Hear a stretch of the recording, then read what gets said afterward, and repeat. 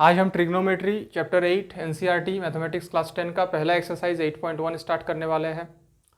Formulas का जो video है वो इसके पहले अपलोड हुआ है, वो वीडियोस को आप ध्यान से पढ़ लीजिए और देख लीजिए, फार्मूलाज को याद कर लीजिए, वरना ये एक्सरसाइज आपको समझ में नहीं आएगा। ठीक है, पहला क्वेश्चन क्या बोल रहा है 8.1 का, in triangle ABC right angled at B। इस बात को समझना है। हमारे पास एक ट्रायंगल ABC है, ABC नाम का ट्रायंगल है, लेकिन जो राइट एंगल है, मतलब एक एंगल 90 होगा, लेकिन जो एंगल 90 है वो कहाँ बनेगा, एंगल B पे बनेगा। वो क्वेश्चन में बोल दिया है, मतलब हमारा जो इस ट्रायंगल का एंगल B होगा वो 90 डिग्री होगा। ठीक है, ये बाकी हम A और C को चेंज कर सकते हैं, हम इसको A इसको C रख सकते थे, या इसको A इसको C रख सकते हैं, उसमें कोई दिक्कत नहीं है। ABC हो सकता था या ABC है, कोई उसमें दिक्कत नहीं है। बाकी B 90 रहेगा, क्योंकि क्वेश्चन में बोला है एंगल B 90 है इस ट्रायंगल का। अब बोल रहा है AB इक्वल टू 24 है, AB जो साइड है वो 24 है सेंटीमीटर, और BC जो है वो 7 सेंटीमीटर है। हम पाइथागोरस थ्योरम लगा के AC हाइपोटेनियस को निकाल लेंगे। 90 डिग्री का ऑपोजिट साइड हमेशा हाइपोटेनियस होता है, तो hypotenuse square equal to perpendicular square plus base square, ये फॉर्मूला होता है। 24 स्क्वायर प्लस 7 स्क्वायर 576 प्लस 49 625, इधर से स्क्वायर हटेगा तो रूट लग जाएगा, 25 सेंटीमीटर। चलिए AC का वैल्यू कितना आया, 25 सेंटीमीटर आ गया। तो हमको तीनों साइड मिल गया ट्रायंगल का, इस तरह से हम निकाल लेंगे। अब पहला क्वेश्चन क्या बोल रहा है, sine A and cos A।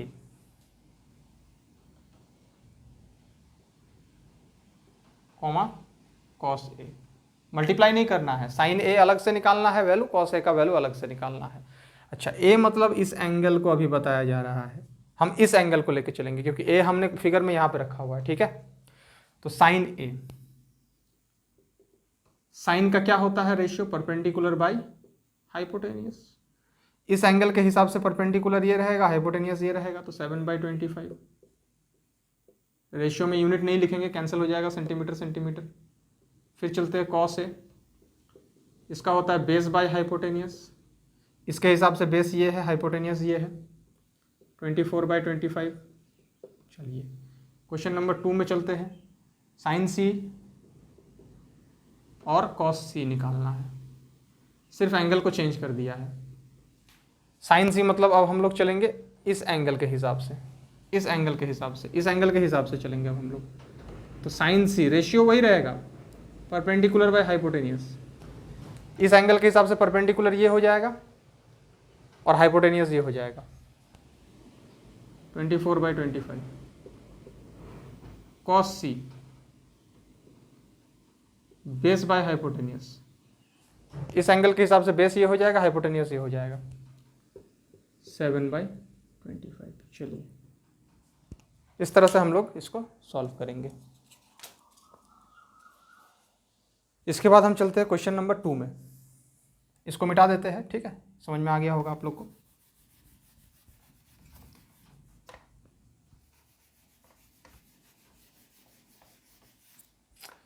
अब 8.1 का क्वेश्चन नंबर 2 क्या बोल रहा है, question number 2, in the adjoining figure find tan P minus cot R। एक फिगर हमको दिया हुआ है, वो फिगर को बना लेना है। PQR एक ट्रायंगल है,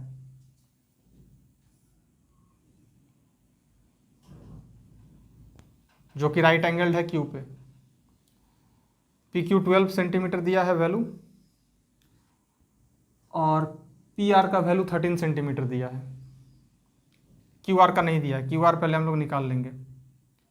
root under 13 square minus 12 square, short में बना रहे हैं, 169 माइनस 144, 25 मतलब 5 सेंटीमीटर। इसका वैल्यू कितना आया, 5 सेंटीमीटर आया। चलिए निकल गया। अब क्या बोल रहा है, find tan P minus cot R। Find करना है हमको क्या, tan P minus cot R। चलिए मतलब पहले tan P का वैल्यू निकालेंगे, फिर कॉट R का निकालेंगे, फिर आपस में दोनों को हम लोग माइनस कर देंगे। चलिए पहले tan P निकाल लेते हैं। tan P tan का क्या रेशियो होता है, परपेंडिकुलर बाय बेस होता है। अब P इस एंगल के हिसाब से परपेंडिकुलर ये होगा और बेस ये होगा, तो 5/12 आएगा। अब cot r निकाल लेते हैं, इसका होता है बेस बाय परपेंडिकुलर cot का, इस एंगल के हिसाब से अब देखना है क्योंकि cot r, तो इसके हिसाब से फिर हमारा जो है बेस ये हो जाएगा, परपेंडिकुलर ये हो जाएगा, तो 5/12, तो 5/12 माइनस 5/12 कितना आएगा, 0 आएगा। कंफ्यूज नहीं करना है, इस एंगल के हिसाब से हम देखेंगे तो परपेंडिकुलर ये रहेगा, बेस ये रहेगा, और इस एंगल के हिसाब से देखेंगे तो बेस ये रहेगा, परपेंडिकुलर ये रहेगा, चेंज हो जाएगा। हाइपोटेनियस वही है, वही रहेगा, कोई दिक्कत नहीं है इसमें।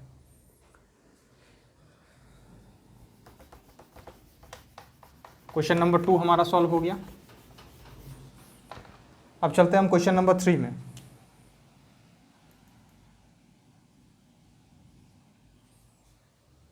क्वेश्चन नंबर 3 क्या बोल रहा है,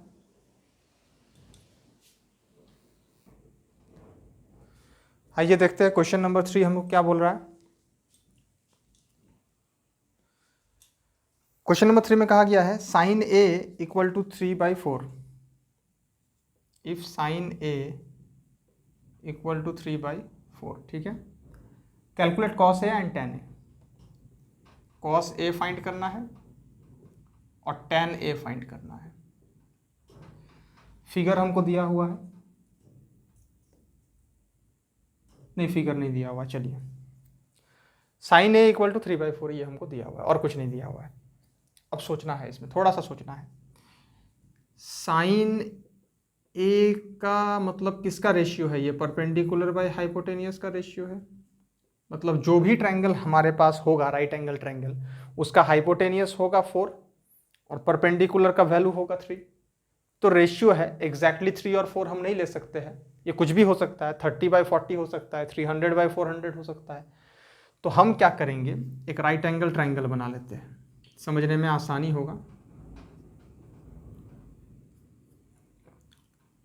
ये A कर देते हैं, इसको B कर देते हैं, इसको C कर देते हैं। चलिए अब इस एंगल के हिसाब से बात हो रहा है, sin A perpendicular by hypotenuse, तो हाइपोटेनियस तो यही रहेगा, फिक्स्ड है 90 का ऑपोजिट साइड, और इसके हिसाब से परपेंडिकुलर ये हो जाएगा, तो इसका वैल्यू 3 हो जाएगा और बेस हमारा ये हो जाएगा। तभी बेस तो इस क्वेश्चन में दिया नहीं है, हम बेस निकालेंगे।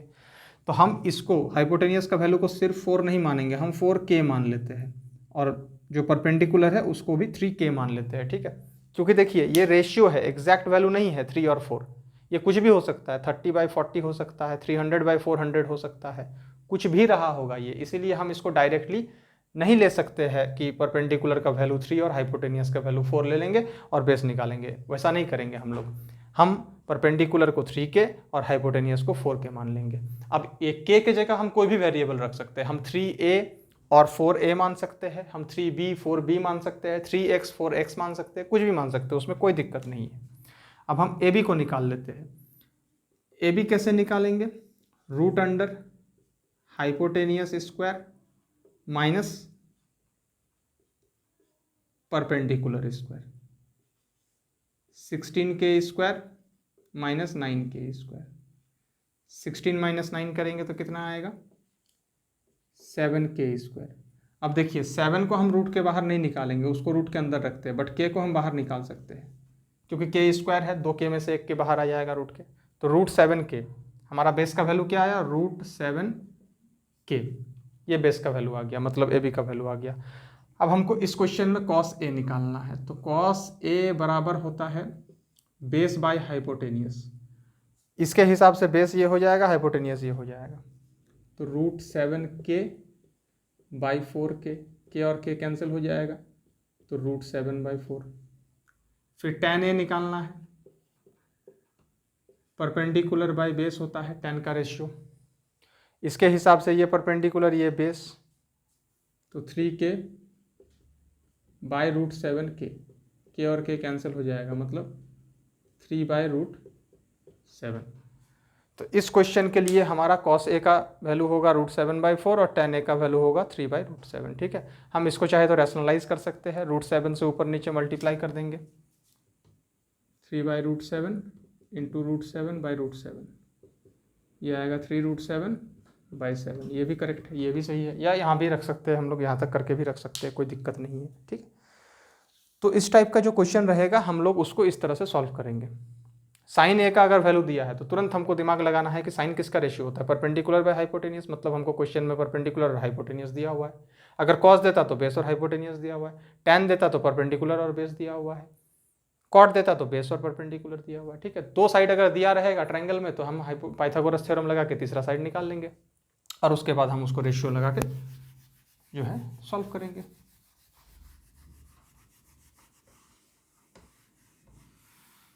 क्वेश्चन नंबर 3 हमारा हो गया। इसके बाद हम चलते हैं क्वेश्चन नंबर 5। क्वेश्चन नंबर 5 बहुत इंपॉर्टेंट है। Given sec theta equal to 13/12,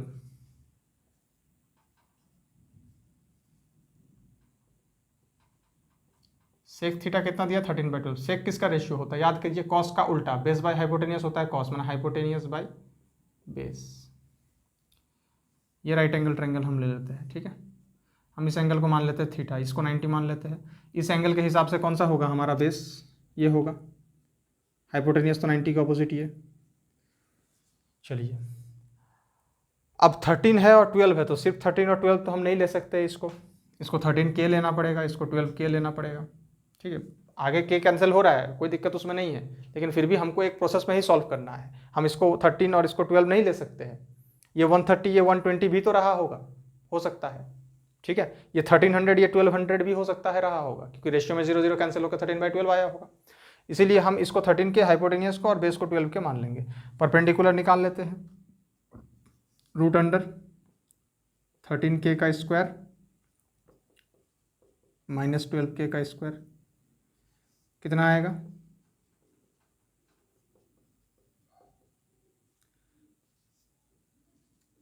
25K square, मतलब 5K, सॉरी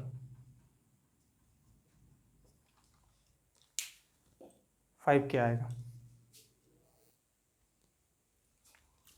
ठीक है, तो हमारा इस क्वेश्चन में परपेंडिकुलर का वैल्यू कितना आ गया, 5K आ गया, और बेस कितना है 12K और हाइपोटेनियस 13K। चलिए, अब इस इंफॉर्मेशन से हमको इस क्वेश्चन में calculate all the other trigonometric ratios, सारा ट्रिग्नोमेट्रिक रेशियो निकालना है सेक थीटा का हिसाब से। सेक तो निकला हुआ है, उसको नहीं निकालेंगे। तो सबसे पहले हम साइन थीटा निकालते हैं, परपेंडिकुलर बाय हाइपोटेनियस। यहाँ के हिसाब से परपेंडिकुलर ये, हाइपोटेनियस ये, 5K/13K मतलब 5/13। फिर आते हैं cos theta, base by hypotenuse. यहाँ के हिसाब से बेस ये, हाइपोटेनियस ये, 12K/13K 12/13। फिर आते हैं tan theta, perpendicular by base, इसके हिसाब से परपेंडिकुलर ये, बेस ये, K और K कैंसिल हो जाएगा, 5/12। फिर आते हैं cot theta, base by perpendicular 12K/5K, K और K कैंसिल, 12/5। सेक तो निकला हुआ है, कोसेक थीटा,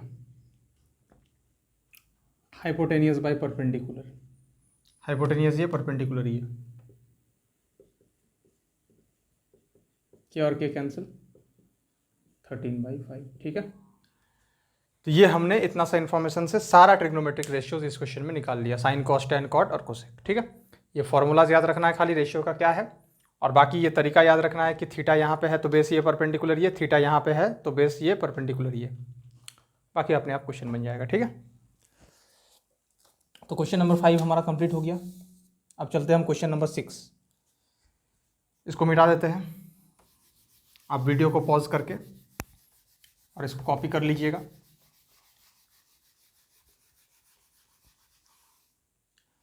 क्वेश्चन नंबर 6 क्या बोल रहा है, if angle A and angle B are acute angles such that cos A is equal to cos B. Cos A और कॉस बी का वैल्यू बराबर बोल रहा है किसी एक राइट एंगल ट्रायंगल के लिए, और जो एंगल ए है और एंगल बी है वो दोनों एक्यूट एंगल्स हैं, मतलब लेस देन 90।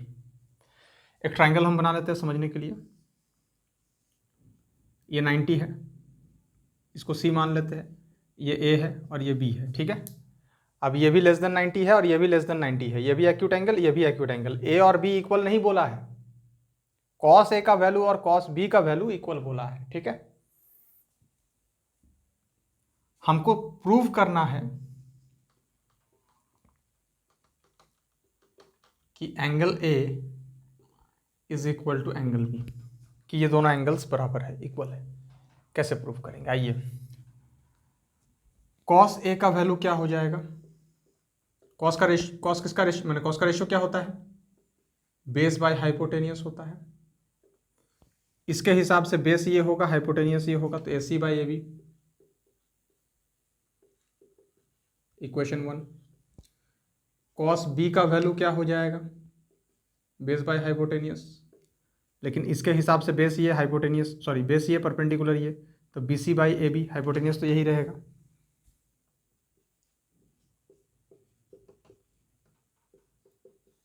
अब देखिए कॉस ए और कॉस बी का वैल्यू यहाँ इक्वल बोला है, मतलब अगर हम इसको इक्वलाइज करें तो क्या आएगा, cos A equal to cos B, ये क्वेश्चन में बोला हुआ है। कॉस ए का वैल्यू कितना आया, A C by A B, और कॉस बी का वैल्यू कितना आया, B C by A B. तो यहाँ से हमको A C equal to B C मिल रहा है। And if B C and A C are equal then this triangle is an isosceles triangle. Isosceles triangle में बेस एंगल्स इक्वल होते हैं, so angle A is equal to angle B. इसको लिख देना है कि क्योंकि ये दोनों साइड इक्वल हुआ तो ये ट्राइंगल जो है आइसोसेलेस ट्राइंगल बन गया। दो साइड इक्वल होने से आइसोसेलेस ट्राइंगल बन जाता है, और आइसोसेलेस ट्राइंगल मतलब क्या होगा, ये एंगल और ये एंगल इक्वल होगा। हम चाहे तो ये एंगल्स का वैल्यू भी निकाल सकते हैं, इसको x मान लेंगे, इसको x मान लेंगे। x plus 90 equal to 180, sum of three angles of a triangle equal to 180, 2x equal to 90, x equal to 45, ये 45 ये 45 आएगा, ठीक है। चलिए, ये क्वेश्चन नंबर 6 था, ठीक है, 5 नहीं, ये क्वेश्चन नंबर 6 था 8.1 का, क्वेश्चन नंबर 6।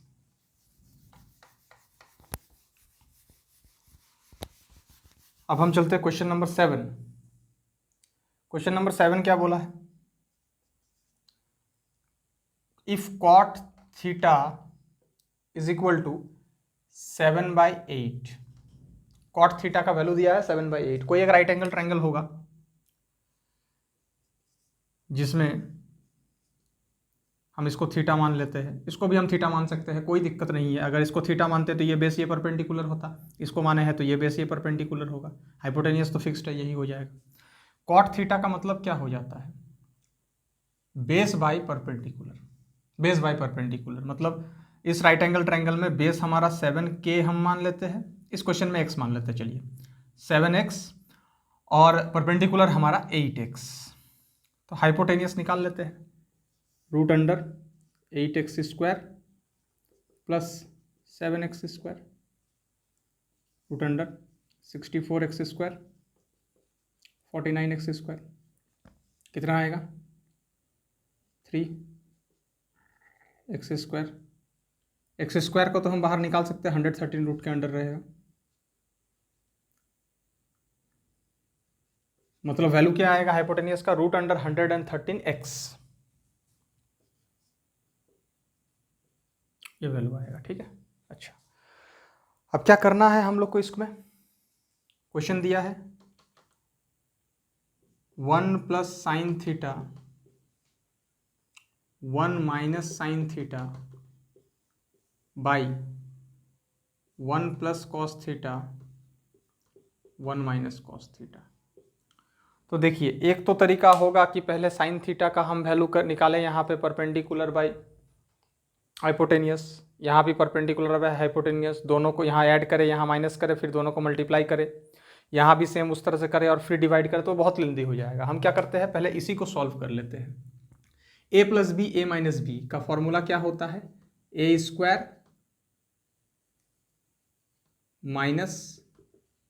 - b²। नीचे भी same a + b a - b, formula हो जाएगा a² - b²। तो 1 का स्क्वायर 1 होगा, cos थीटा का स्क्वायर cos² थीटा होगा। हमने फॉर्मूला पढ़ा है इंट्रोडक्शन पार्ट में, 1 माइनस साइन स्क्वायर थीटा क्या हो जाता है? 1 माइनस साइन स्क्वायर थीटा होता है cos square theta, 1 minus cos square theta होता है साइन स्क्वायर थीटा, और कॉस बाय साइन क्या होता है? कॉट होता है, कॉट स्क्वायर थीटा। तो हो गया ना सिंप्लीफाई। मतलब अब इस क्वेश्चन में हम सिर्फ कॉट का वैल्यू निकाल के उसको स्क्वायर कर देंगे, तो कॉट स्क्वायर थीटा वही इसका आंसर हो जाएगा। तो कॉट मतलब क्या होता है? बेस बाई परपेंडिकुलर का स्क्वायर।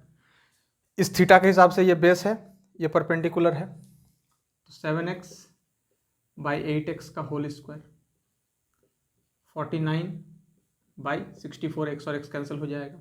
ठीक है। क्वेश्चन नंबर 2 बोला है कॉट स्क्वायर थीटा निकालने के लिए, तो वो तो वैल्यू सेम फिर आएगा, 7x का होल 7x बाई 8x का स्क्वायर 2 नंबर में भी, और 7x का स्क्वायर 49x स्क्वायर, 8x का square 64x square, x square cancel, 49 by 64 answer हो जाएगा। तो 2 नंबर को बना लेना है। अब चलते हैं हम क्वेश्चन नंबर 8।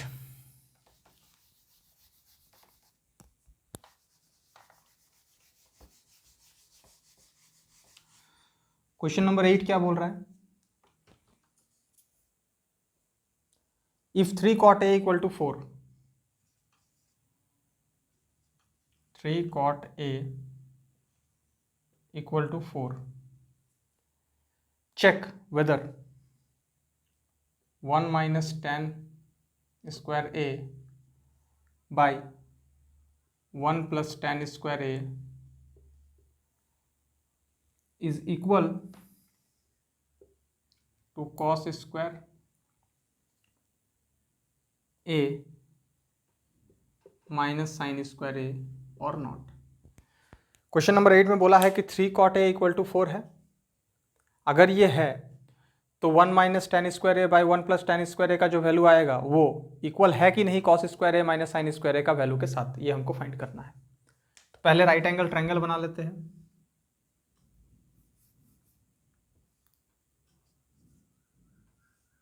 ये 90 डिग्री, इसको ये मान लेते हैं। तो कॉट मतलब क्या होता है? तो यहाँ पे हमको मिलेगा कॉट ए इक्वल टू 4/3, और कॉट मतलब क्या होता है? Base by perpendicular. ठीक है, तो इसके हिसाब से बेस ये हो जाएगा 4k मान लेते हैं, परपेंडिकुलर ये हो जाएगा 3x मान लेते हैं, इसको 4x मान लेते हैं। हाइपोटेन्यूस हम लोग निकाल लेंगे, 4x का स्क्वायर प्लस 3x का स्क्वायर 25x स्क्वायर मतलब 5x। चलिए इसका वैल्यू 5x आ गया पाइथागोरस थ्योरम से। अब हम क्या करते हैं, पहले इस क्वेश्चन का वैल्यू निकाल लेते हैं सॉल्व करके, और फिर इसको निकाल लेंगे, फिर देखेंगे दोनों इक्वल आ रहा है कि नहीं। अगर इक्वल आ रहा है तो यस, नहीं आ रहा है तो नो। ठीक है, तो आइए इसका वैल्यू निकाल लेते हैं। 1 माइनस टेन स्क्वायर है, तो 1 माइनस टेन, टेन मतलब होता है परपेंडिकुलर बाय बेस,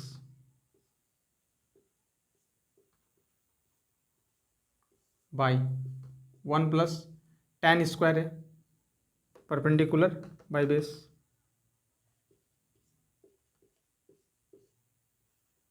अब इसको सॉल्व करते हैं। 1 minus 9x square by 16x square, 1 plus 9x square by 16x square.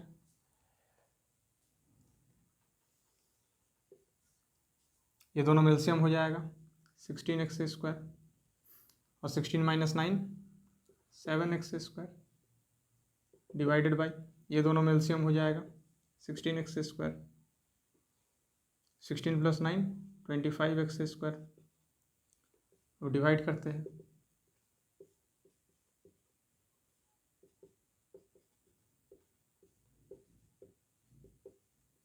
ये तो कैंसिल हो जाएगा, एक्स स्क्वायर कैंसिल, 7/25, मतलब ये पूरा चीज़ को सॉल्व करने के बाद कितना आया? 7/25 आया। अब हम RHS को सॉल्व कर लेंगे जो हमारा राइट हैंड साइड में दिया हुआ है, और उसको देख लेंगे उसका वैल्यू कितना आता है। Cos square A minus sine square A, cos A क्या होता है? Base by hypotenuse,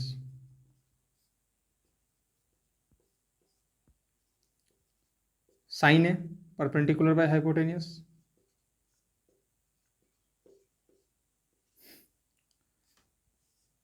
twenty five X square LCM हो जाएगा 16x square minus 9x square, 7x square by 25x square, ये कैंसिल हो जाएगा 7/25। तो चलिए इक्वल आ गया, मतलब यस इक्वल है, प्रूफ हो गया। ठीक है, दोनों का वैल्यूज हमने सेपरेट तरीका से निकाल लिया, इसका अलग से इसका अलग से, और फिर देख लिए कि इक्वल आ रहा है या नहीं।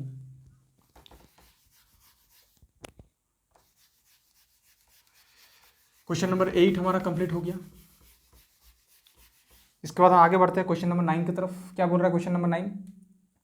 इन triangle ABC right angle at B, triangle ABC है जो कि बी पे राइट एंगल्ड है, इसको ए इसको सी मान लेते हैं, कोई दिक्कत नहीं है। If tan a is 1/√3, tan a का वैल्यू कितना है 1/√3। tan a मतलब परपेंडिकुलर बाय बेस, इसके हिसाब से परपेंडिकुलर ये बेस ये, तो ये हो जाएगा √3, ये हो जाएगा 1। x मान लेते हैं, इसको निकाल लेंगे AC को, रूट अंडर √3x का square plus x square 4x square मतलब 2x, इसका वैल्यू कितना आएगा 2x आएगा। चलिए अब क्या बोल रहा है पहला question, sine A into cos C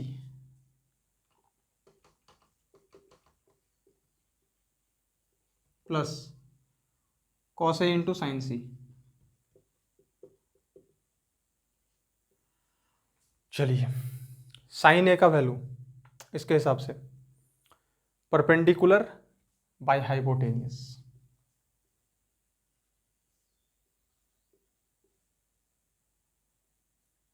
into cos C का वैल्यू इसके हिसाब से बेस बाय हाइपोटेनियस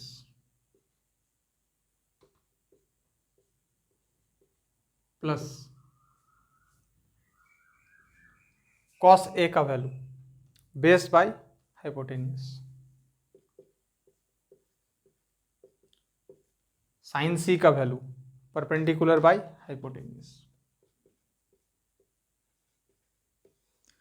√3 इंटू √3 3 हो जाएगा, x into x x square हो जाएगा, 2 इंटू 2 4 हो जाएगा, x into x x square हो जाएगा, प्लस 1 इंटू 1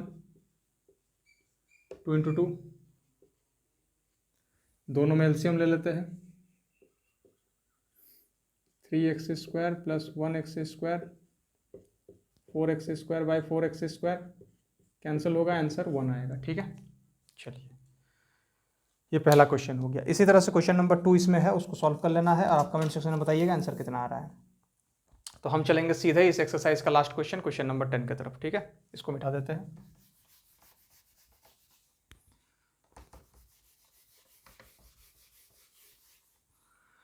क्वेश्चन नंबर 10 में क्या बोल रहा है, if triangle P Q R is right angle at Q, एक ट्रायंगल पी क्यू आर है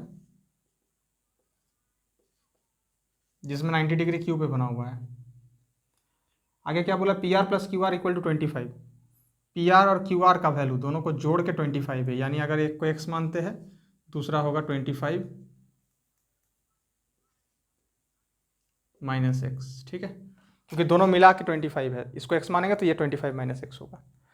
और पी क्यू का वैल्यू 5 दिया है सेंटीमीटर। अब बोल रहा है determine the values of sine P cos P tan P. हम लोग को इस क्वेश्चन में sine P cos P tan P का वैल्यू निकालना है। तो पहले तो सबका वैल्यू चाहिए हमको, क्या होगा, hypotenuse square equal to perpendicular square plus base square, A minus B का होल स्क्वायर में टूटेगा, A square plus B square minus 2ab। चलिए एक्स स्क्वायर और एक्स स्क्वायर तो कैंसिल हो गया, ये इधर आएगा माइनस हो जाएगा 600, ये उधर जाएगा प्लस हो जाएगा,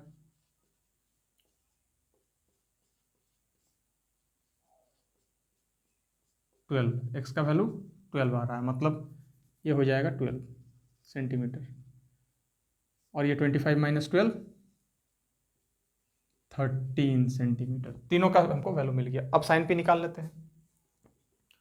परपेंडिकुलर बाय हाइपोटेनियस, इसके हिसाब से परपेंडिकुलर ये, हाइपोटेनियस ये।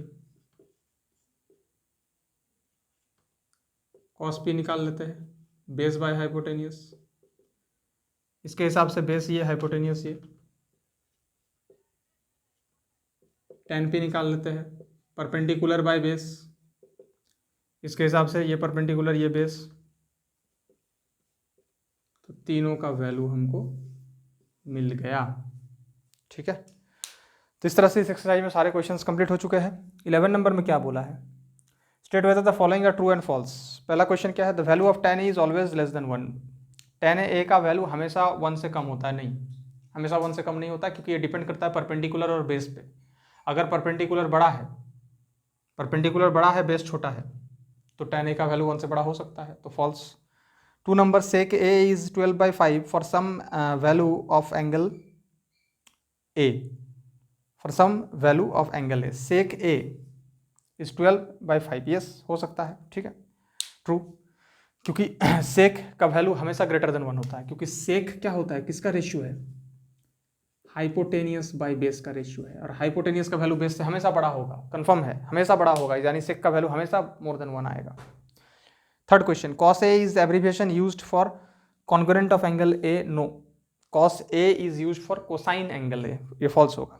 Fourth number, cot a is a product of cot and a, no, false होगा, क्योंकि cot a एक खुद में एक टर्म है, cot को अलग, a को अलग लिखेंगे तो दोनों का कोई वैल्यू नहीं रहेगा।